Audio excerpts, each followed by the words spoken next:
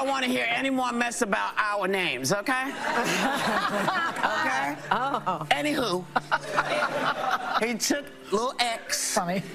And little Instagram.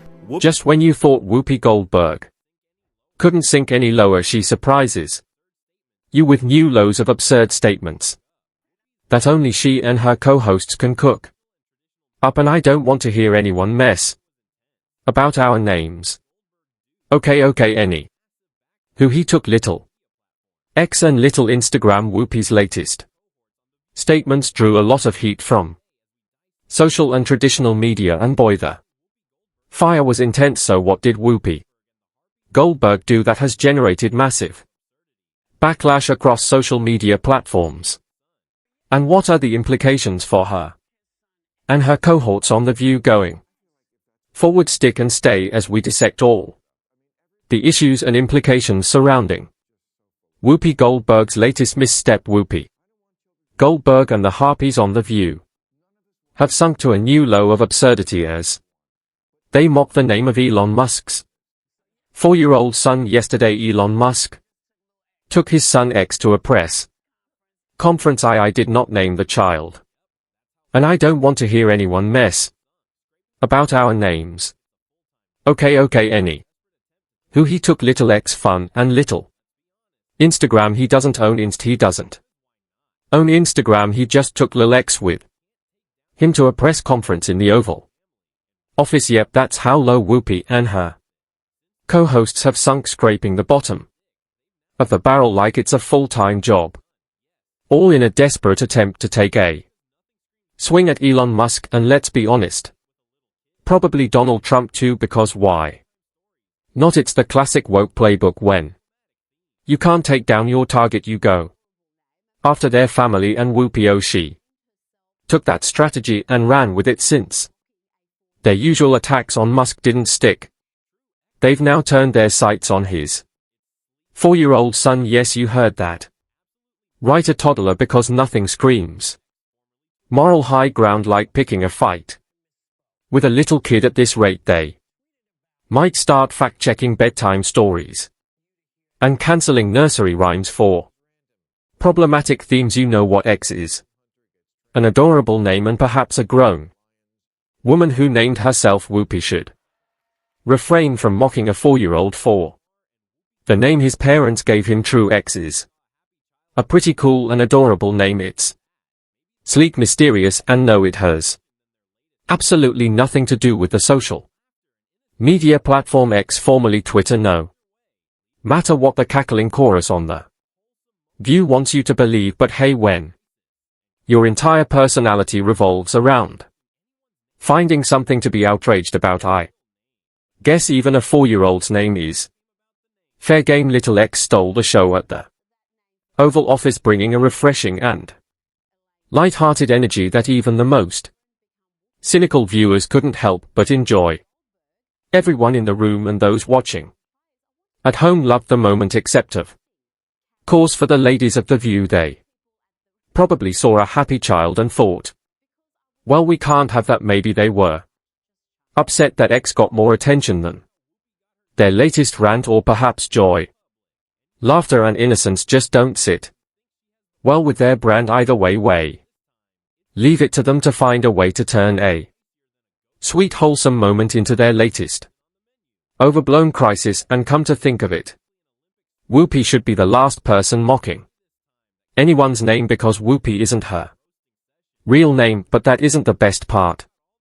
It is how she came about the name. Take a listen. Yes, Whoopi picked that name for herself. She's actually Karen Elaine Johnson now. How did Karen become Whoopi?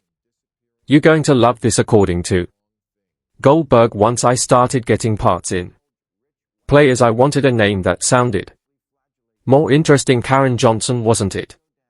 Some people at the Rep called me Whoopi because I would let loose with a fart.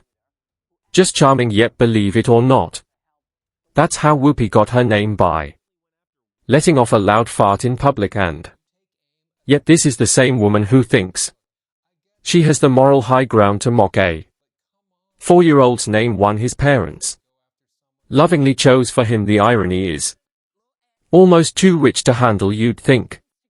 Someone with a name inspired by flatulence would be a little more understanding about unique names, but no. Whoopi and her View co-hosts just had to chime in as if the world was desperately waiting for their expert opinion on baby names, and come to think of it, Whoopi's real name is Karen, and we all know the reputation that name carries these days. Suddenly everything makes sense, no wonder she's so cynical, angry, and constantly looking for something to criticize. It's practically in the Karen handbook. Maybe that's why she's always so eager to lecture everyone from her high horse, or why she treats every minor issue like it's the downfall of civilization. If irony had a face, it would be Whoopi Goldberg ranting about someone else's name while carrying the ultimate meme-worthy one herself. Well, as we stated earlier, Whoopi's latest gaffe generated a lot of criticisms on social media. You take aim at a 4-year-old, I mean, look, I get that he's operating at your reading level, but come on, at least have the decency to go after someone who's reached puberty. He took little X fun a little Instagram. He doesn't own Instam. He doesn't own Instagram. He just took little X with him to a press conference. Okay, so a woman who named herself after a fart pillow questions other people's naming conventions. Join The View tomorrow, where they debate a Republican first grader on why he thinks nap time should be longer. Why am I not surprised with them? She devils from The View. Whoopi, why are you talking about anybody's kids? You shouldn't be talking about nobody's kids. Keep the kids out your mouth. That's the problem with that side. They don't care about the kids. That's why they was doing all this transgender stuff and was prepping the kids. They don't care about the kids. They should fire Whoopi. They need to cancel The View. Disgusted. I don't even see it unless it's on my feed, and it's always the same crap. I need to cancel them, get rid of Whoopi. Yet not surprising in the slightest. Whoopi and the woke mob love to pretend they care about kids. In reality they don't. If they did, they wouldn't be so eager to push their bizarre agendas onto them. They'll scream, protect the children 1 minute, then turn around and champion ideas that do the exact opposite. That's exactly why they had no problem attacking a 4-year-old over his name, because to them children are just political pawns, useful when they fit the narrative, disposable when they don't. And let's not forget, these are the same people who insist kids are too young to pick their own bedtime, but old enough to make life-altering medical decisions. Makes perfect sense, right? At this point it's not even hypocrisy, it's a full-time job. If outrage had a rewards program, The View would have platinum status anyways. The View couldn't have ended without the ladies taking a swipe at Elon Musk. For 2 weeks we heard this idea that they spent $50 million on condoms in Gaza. It's not even Gaza in the Middle Police, it's Gaza in Mosbeek. They didn't even know that, and the number was wrong too. And then he goes on, Elon Musk goes on say, well, I made a mistake. Meanwhile you perpetuated the life of the past few weeks, just like they did about these Haitians eating cats and dogs. Lies, and more lies. And then it goes out there for those of you trying to keep up with the circus. Here's the backstory. In an effort to restrict foreign funding, Elon Musk told reporters that USAID had sent $50 million worth of condoms to Gaza. But hold on, apparently it wasn't that Gaza in the Middle East, but Gaza in Mozambique. Classic mix-up. Right now the real issue here isn't where the condoms ended up, it's the absurd amount of taxpayer money spent on them. But leave it to Joy Bear to completely miss the point. Instead of questioning why the US is spending millions on contraceptives in a foreign country she went full detective mode. Obsessing over the location like she was solving a murder mystery because of course in her mind proving Musk got a detail wrong is far more important than asking why $50 million was blown on condoms in the first place anyways. Elon Musk wasted no time in delivering a hammer blow to Joy Behar. Take a listen.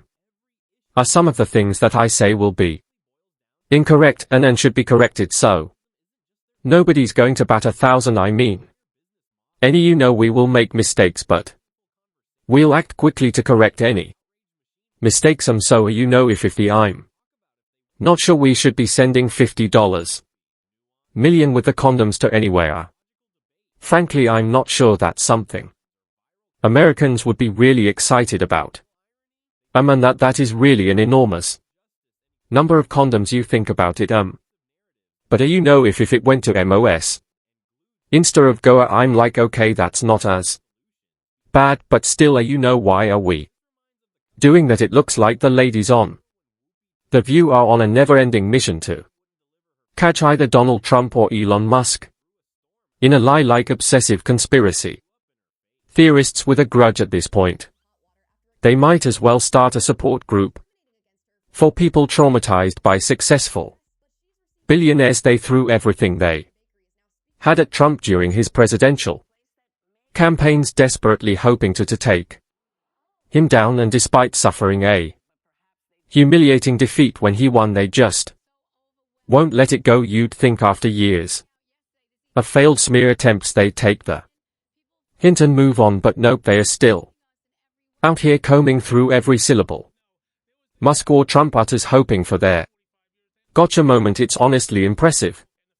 If only they put this much effort into, say, understanding basic economics, but that wouldn't be nearly as fun as their daily outrage routine. Next, they'll be analyzing Musk's grocery receipts, looking for evidence of problematic shopping habits, like when they absurdly suggested that Elon Musk might team up with J.D. Vance to push Donald Trump down the stairs. I've been saying it for a while. Yes, you have. I've been saying that. I think Elon Musk believes his president. I do. Well, you've been called vice president. I've called him vice president. I called him president, cause I don't know what JD is doing. I hardly ever. I don't remember last time we even talked about JD. You're right. He's planning the presidency when they get rid of Trump. So you think it's Musk Vance? Possible. Hey, who stay away from the stairways, cause people put the leg out to trip you going down the stair. These ladies seem to be losing it more and more each day. Just when you think they finally hit rock bottom, they break out the shovels and start digging.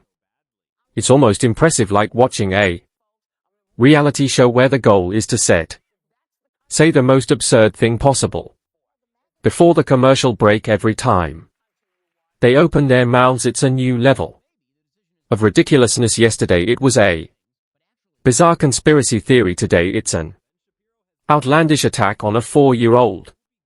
Tomorrow, who knows, maybe they'll accuse Elon Musk of building a secret moon base to control free speech. At this rate, they might as well start handing out awards for the most unhinged take of the week. And the winner is The View again. Watching this clip, I couldn't help but think how ironic that Whoopi Goldberg and Joy Behar and the rest of the ladies on The View spend their time calling Republicans the conspiracy theorist, but they have been wrong about everything. They have said over the last couple of years they likened President Trump to Hitler. They have mocked him. They have shamed him. They have lied about him consistently on their show, and it was a joy to watch them on November the 6th, when they realized that tens of millions of Americans do not listen to the lies that they have. Yep, they are still talking, and honestly, no one outside their circle of like-minded friends is actually paying attention. Their audience is mostly made up of people who already agree with them. cheering them on no matter how absurd their takes get. At this point the View feels less like a talk show and more like a never-ending support group for people addicted to outrage. Discerning Americans have seen through the act and decided to tune them out. They know the View isn't about real discussion, it's about pushing whatever narrative gets the loudest applause, and frankly most people have better things to do than watch a group of millionaires act like they are the ultimate moral authority. And that, folks, brings us to the end of today's video. If you enjoyed our commentary, then hit the like button and subscribe to this channel for more interesting takes on